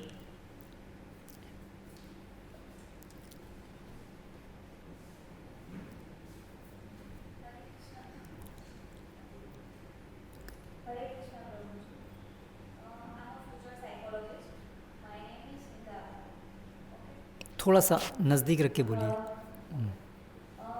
भगवान सीता ऐसा હા, ગુજરાતીમાં પણ બોલી શકો છો, થોડું થોડું આવડે છે મને. હા. ओके, मेरा नाम सिंधा आशा है, I am a future psychologist. Okay, तो अभी जब तक मैं जितनी भी स्टडीज की है और मैंने इस्कॉन भी मैंने अभी ज्वाइन किया है, काफ़ी टाइम हो गया है, तो अभी सभी जो भी पेरेंट्स का क्वेश्चन है और जो भी मतलब प्रॉब्लम आ रही है वो उनके बेबीज बच्चे लेके आ रहे हैं. मैंने जितनी भी स्टडीज की है वो भी क्या है, उनको जो प्रेग्नेंट होते हैं तभी उनमें वो लोग ध्यान नहीं रखते और कुछ भी हो सकता है. जब हम पहले आध्यात्मिक में देखते तो जो भी बच्चा आता था वो बहुत ही मतलब तेजस्वी और आता था.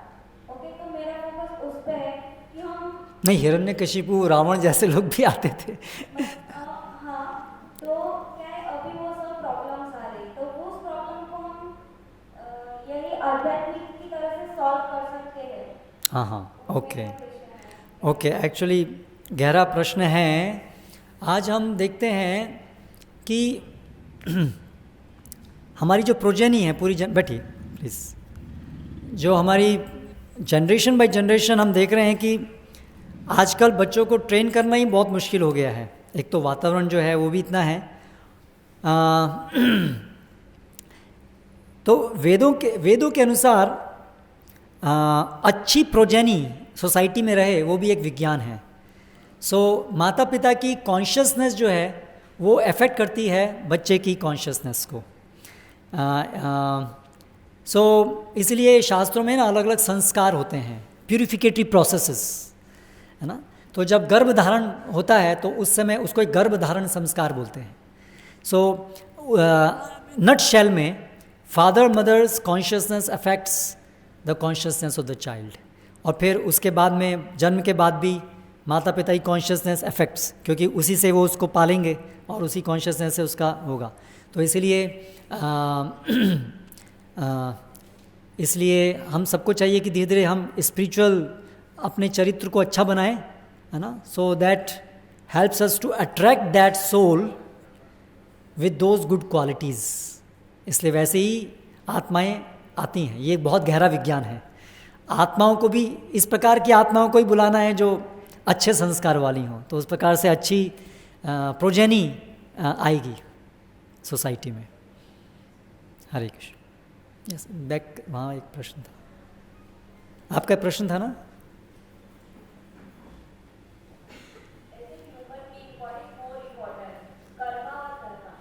कल्पना और कर्म और धर्म. कर्म और धर्म, ओके. तो कर्म इज डिफाइंड बाय धर्म. कर्म एंड धर्म अलग अलग चीज़ नहीं है. कर्म मतलब हम क्या करते हैं, पर शास्त्र की परिभाषा में कर्म मतलब क्या करते हैं उसको कर्म नहीं कहते हैं. कर्म मतलब कर्तव्य. कर्तव्य कर्तव्य अर्थात क्या करना चाहिए, है ना, उसको कर्तव्य कहते हैं. उसी को धर्म भी कहते हैं. धर्म मतलब क्या करना चाहिए, है ना. तो इसलिए धर्म और कर्म अलग अलग नहीं हैं. हमें क्या करना चाहिए, जो करना चाहिए उसको करना, उसको कर्तव्य या उसको कर्म कहते हैं. तो इसलिए ऐसा नहीं है कि धर्म मतलब भगवान का नाम लेना वो धर्म है और डेंटिस्ट्री की प्रैक्टिस करना वो कर्म है. Correct, that's what I think is in your mind, कि क्या ज़्यादा इम्पोर्टेंट है कि मैं अपना ये काम करूँ. देखिए हमारे जो कर्म हैं, हमारी जो एक्टिविटीज़ हैं, उसका प्रयोजन क्या है अल्टीमेटली. कुछ प्रयोजन से हम करते हैं ना, बिना प्रयोजन के तो नहीं करते हैं. सो अल्टीमेटली हमारा प्रयोजन है कि हम अपने इस पूरे लाइफ से जस्टिस कर सकें, है ना. सो उसके लिए हमें समझना होगा, बेसिकली समझना क्या होगा, हम सब जानते ही हैं, सब अनुभव करते ही हैं. We want to be happy, we want to be fully satisfied and we want everyone else to be happy as well. Not shell, इसमें तो कोई शंका नहीं है ना. We all want to be happy, correct. We all want to be satisfied and not just अभी happiness, but we want to be always happy. तो हमारे कर्म ऐसे होने चाहिए जो हमें ये चीज़ प्रदान कर सकें. तो अभी हम अगर केवल अपने वर्तमान लॉजिक से सोचेंगे कि ठीक है ये करने से मुझे सुख मिल रहा है तो बस ये करूं, तो फिर तो बच्चे को हमेशा खेलते रहना चाहिए, बच्चे को कभी स्कूल नहीं भेजना चाहिए, क्योंकि बच्चे को तो ये लगता है कि बस ये खिलौना है, खेलो मुझे सुख मिल रहा है, मिलते रहेंगे। लेकिन क्योंकि वो बच्चा है, उसकी बुद्धि संकुचित है, इसलिए वो अपना भविष्य में नहीं देख पा रहा है कि लॉन्ग टर्म में उसकी हैप्पीनेस कैसे आएगी, है ना। तो क्योंकि हमारी बुद्धि संकुचित होती है, इसलिए हमारा सुख वास्तव में हमें कैसे मिलेगा, दूरगामी सुख, नित्य सुख, उसके लिए हमें ऐसी सोर्स से नॉलेज की ज़रूरत है जो हम वर्तमान समय में नहीं देख पा रहे हैं, यानी भगवान से हम उस चीज़ को समझें। तो वो है धर्म, जो हम जो नहीं सोच पा रहे हैं उस चीज़ का जानकारी देता है, ठीक है। धर्म जो है वो भगवान के द्वारा दिया जाता है, जो हमें बताते हैं कि ये करने से आपकी जो जीवन का लक्ष्य है वो प्राप्त कर पाएंगे आप, उसके लिए उसको धर्म कहते हैं।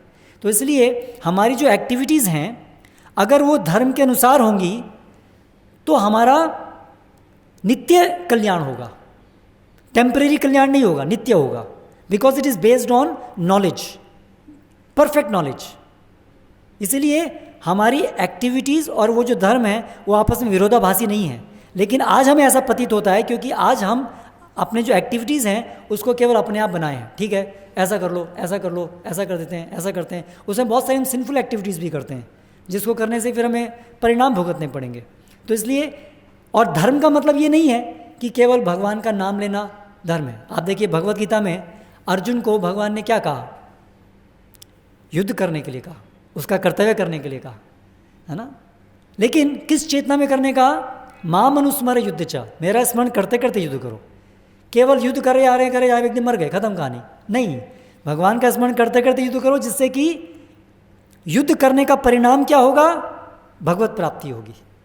तो इसलिए धर्म ये नहीं कहता कि कर्म ना करो, लेकिन धर्म ये बताता है कर्म कैसे करें जिससे अपना परम कल्याण कर पाए। आपके प्रश्न का उत्तर मिला? हरे कृष्ण। और कोई प्रश्न?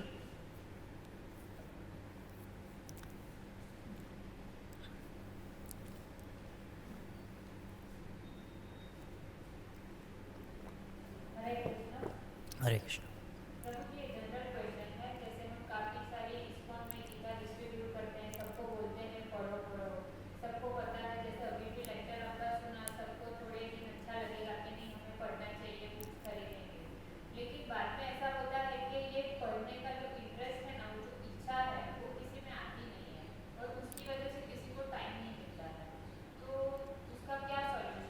ओके, पहले तो आपने जो कहा किसी को इच्छा नहीं आती है, तो फिर हम कैसे यहाँ तक पहुँचे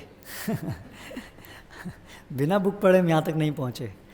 सबसे पहले जो मुझे अट्रैक्ट किया वो तो यही, मैंने एक पोस्टर देखा वैदिक एनसाइक्लोपीडिया, जिसमें इस्कॉन के द्वारा सारी बुक्स का एक फ़ोटो था, ये भगवत गीता, भागवतम, और मैंने वो बुक मुझे मिली Bhagavad Gita as it is, और उसको पढ़ते ही उसके सारे प्रश्नों के उत्तर थे और उसको बहुत इंटरेस्ट से मैंने पढ़ा। तो संसार में बहुत लोग जो हैं वो प्रभुपाद की बुक्स को ले रहे हैं, पढ़ रहे हैं। हाँ ठीक है, बहुत से लोग जो उसको लेते हैं लेकिन तुरंत नहीं पढ़ते हैं, आपकी बात कुछ हद तक सही है, कम्प्लीटली रॉन्ग नहीं है। लेकिन क्या होता है कि हम लोग कभी बुक लेते हैं लेकिन हम लोग अपनी डे टू डे एक्टिविटीज़ में बहुत ज़्यादा बिजी हैं। नॉर्मली आज हमारे लोगों की जीवन इतना ज़्यादा व्यस्त हो गया है कि हमें अपने बारे में सोचने के लिए टाइम नहीं है ना।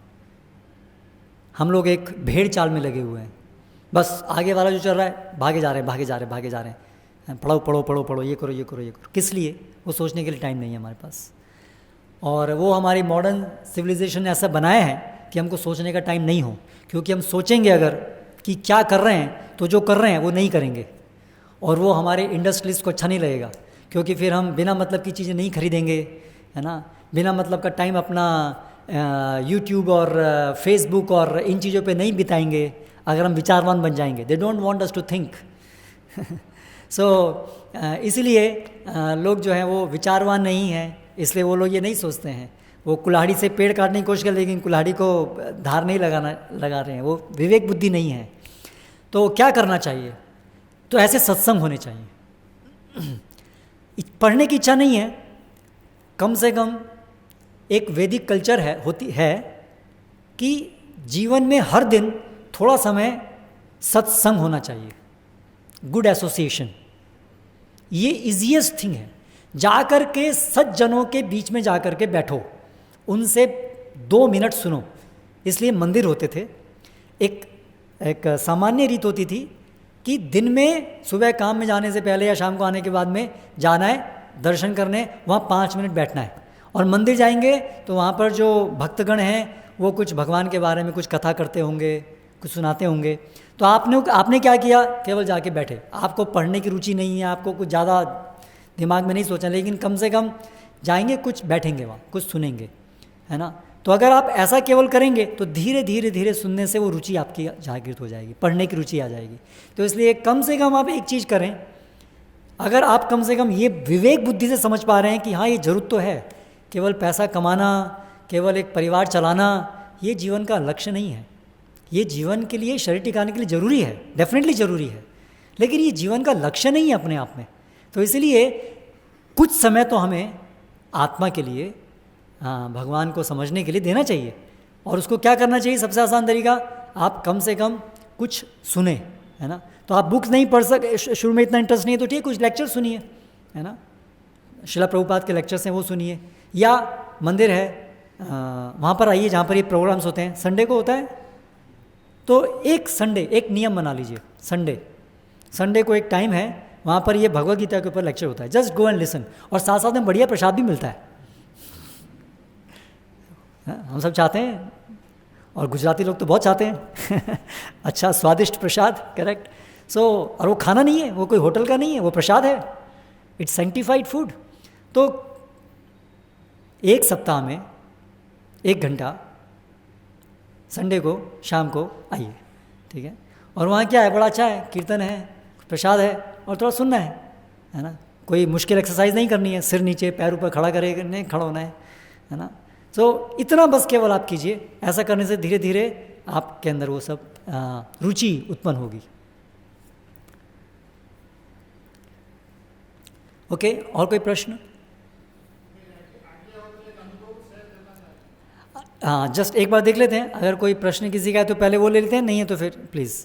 और कोई प्रश्न है किसी का?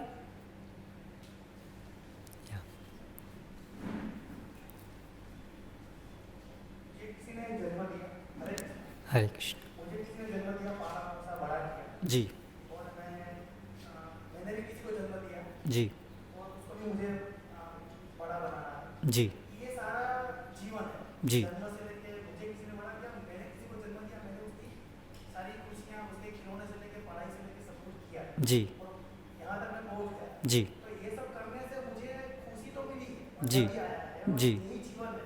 जी और आपने बोला कि आत्मा शरीर में रहता है, जी तो मैं अकेला शरीर नहीं हूँ, आत्मा भी मेरे अंदर ही है। जी ये सब करते करते मुझे आत्मीय खुशी भी मिली है और शारीरिक खुशी भी मिली है।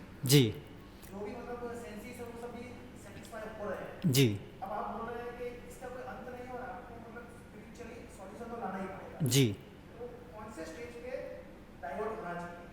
जी ये सब जवाबदारियां नहीं करनी चाहिए, किसी ने भले मुझे जन्म दे दिया पर मुझे छोड़ देना चाहिए सब। जी और कब भगवान के स्वरूप क्या कि जो वेदों में लिखा है, जो ब्रह्मचर्य आश्रम है, गृहस्थ आश्रम है, उसके बाद में जो थर्ड स्टेज आता है जी जहाँ हम लोग पहुंच रहे हैं, जी तो वहाँ पे भगवान के पास जाने की शुरुआत करना चाहिए। जी। तो सबसे पहले तो जो आपने कहा कि आपको जो जीवन में मज़ा आ रहा है, बच्चे के आप पाल रहे हैं, बच्चे को पाल रहे हैं इत्यादि, तो वो शरीर का सुख है, आत्मा का सुख है। आत्मा का सुख ऐसी चीज़ है जो कभी ख़त्म नहीं होगा। तो बच्चों को पालने का सुख, परिवार चलाने का सुख, क्या वो कभी ख़त्म होगा या नहीं होगा? ख़त्म होगा ना कभी। ये शरीर भी ख़त्म होगा, हमारा वो संबंध भी ख़त्म होगा, करेक्ट। तो इसका मतलब वो संबंध जो था वो एक्चुअली शरीर पे आधारित था। हमारा जो बच्चे के साथ संबंध है, हमारा जो माता पिता के साथ संबंध है, वो एक्चुअली आत्मा का संबंध नहीं था, वो तो शरीर के आधार पे वो संबंध था, इसलिए वो ख़त्म हो जाता है। इसलिए वो जो सुख मिल रहा है वो भौतिक सुख है, वो आध्यात्मिक सुख नहीं है। इसलिए वो ख़त्म हो जाता है, ठीक है। इसीलिए जैसे बच्चा खेल था, एक समय जब बच्चा खेलता रहता है उसको लगता है संसार में, उसके पिता बोलते हैं बेटे खेल बंद करो, पढ़ाई करो, बोलते हैं क्यों पिताजी पढ़ने को बोलते हैं, इतना अच्छा तो लग रहा है, पता नहीं क्यों पढ़ने को बोलते हैं। उनको ऐसा लगता है कि मैं जीवन भर खेलते रह सकता हूँ, लेकिन क्योंकि वो भौतिक है इसलिए उसका अंत आता है। तो उसी प्रकार से जो भी जिस सुख का भी अंत आता है वो भौतिक है। इसीलिए हमें सोचना चाहिए कि हमें उसी में नहीं रमे रहना। लेकिन फिर आपका दूसरा प्रश्न था, तो फिर मैं क्या करूं, तो क्या ये सब जिम्मेदारी छोड़ दूं? तो जब तक हमारे पास शरीर है, जब तक हम शरीर पर निर्भर हैं, जब तक हम इस समाज में, इस संसार में, तब तक हम शरीर को छोड़ कैसे सकते हैं? हम शरीर को छोड़ करके आध्यात्मिक रास्ता कैसे पालन कर सकते हैं, है ना। आज हमें अगर कुछ सुनना होगा तो कान से सुनना होगा, तो कान ठीक होना चाहिए। अगर पढ़ना होगा तो आँख से पढ़ना होगा, कुछ आँख ठीक होनी चाहिए, ठीक है। कुछ भी साधना करनी होगी, कुछ नाम लेना होगा तो बॉडी कुछ ठीक होगी तो ही हम नाम ले सकते हैं। तो इसलिए तो इम्पेरेटिव है कि हम वर्तमान समय में, क्योंकि बॉडी से घिरे हुए हैं, बॉडी के ऊपर डिपेंडेंट हैं, इसलिए बॉडी को ठीक रखने के लिए जो आवश्यक है वो करते हुए करने होंगे। इसलिए वो अध्यात्म का एक भाग है, वो आत्मा से, अध्यात्म से अलग नहीं है, है ना। इसलिए भगवत गीता में, शास्त्रों में पूरे समाज में सबको क्या क्या करना चाहिए, कैसे कैसे जीवन को टिकाना चाहिए, वो सब दिया गया है। ऐसा नहीं है केवल आध्यात्मिक जगत के बारे में बताया गया है, इस भौतिक जगत के बारे में बताया गया है कि कैसे इसमें जीना है, इस पर्सपेक्टिव से ही कैसे जी करके इस प्रकार से जिए जिससे आध्यात्मिक प्रगति करते करते हम आध्यात्मिक जगत में जा सकें। तो लेकिन फिर अगला आपका प्रश्न था, तो कब करना चाहिए, कब वो डाइवर्जन जीवन में कब आना चाहिए, है ना। तो अथा तो ब्रह्म जिज्ञासा, जिस दिन समझ में आ जाए उस दिन से शुरू कर देना चाहिए, क्योंकि छोड़ना नहीं है। ऐसा नहीं कि भौतिक छोड़ करके आध्यात्मिक शुरू होगा। भौतिक और भौतिक चीज़ें आध्यात्मिक जीवन में पिरोई जानी चाहिए। ऐसा नहीं कि भौतिक को छोड़ना है, भौतिक चीज़ों को भगवान की सेवा में लगाना है। ये शरीर को छोड़ना नहीं है, ये शरीर को भगवान की सेवा में लगाना है। बोलना बंद नहीं करना है, भगवान के बारे में बोलना है। सुनना बंद नहीं करना है, भगवान के बारे में सुनना है। खाना बंद नहीं करना है, भगवान को अर्पित भोजन जिसको प्रसाद कहते हैं वो लेना शुरू करना है। छोड़ना नहीं है, उसको भगवान की सेवा में लगाना शुरू करना है। तो इसलिए कब से शुरू करना है? आज से। हरे कृष्ण। और कोई प्रश्न? ओके, आप कुछ कहना चाहते थे?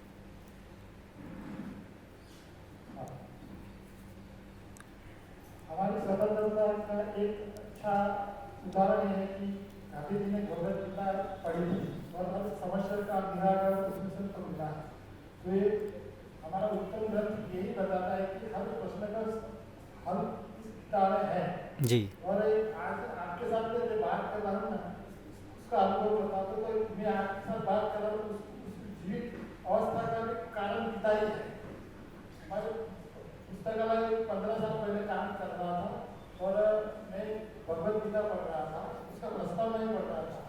एक ही फकरा बाकी था चेहरे पर और मैं सोचा कि बाद में पढ़ता हूँ, लेकिन बाहर कुछ काम कर रहा था, वहाँ मैं निकला तो देखा कि अभी काम थोड़ा बाकी है और जैसे मैं अंदर फकरा जो मेरे का बाकी था वो पढ़ने गया और ऊपर से इतना बड़ा रोड पड़ा नीचे, तो रोड मेरे सर पे पड़ता ना, तो मैं आपके साथ बात नहीं कर सकता। तो ये भगवत गीता ने तब बचाया था। तो हर एक को पढ़ना चाहिए और कहीं लाइब्रेरी में जाके या कहीं भगवत गीता को पढ़ना चाहिए। और उसमें भी भगवत गीता यथारूप पढ़िए। भगवत गीता के अंदर श्लोक सबके अंदर एक जैसे हैं, लेकिन यथारूप जो है वो गुरु शिष्य परंपरा में आने वाले आचार्यों के द्वारा लिखी है। इसके साथ हम समाप्त करते हैं। मेरी आप सभी से ये रिक्वेस्ट है कि आप भगवत गीता और ये सब बुक्स जरूर पढ़िए और ये सत्संग में आइए, अपने जीवन में आध्यात्मिक आज से शुरू कीजिए, जो लोग अभी तक शुरू नहीं किए हैं, और अगर आप ऑलरेडी हैं तो उसको और स्पीड से आगे बढ़ाइए। हरे कृष्णा।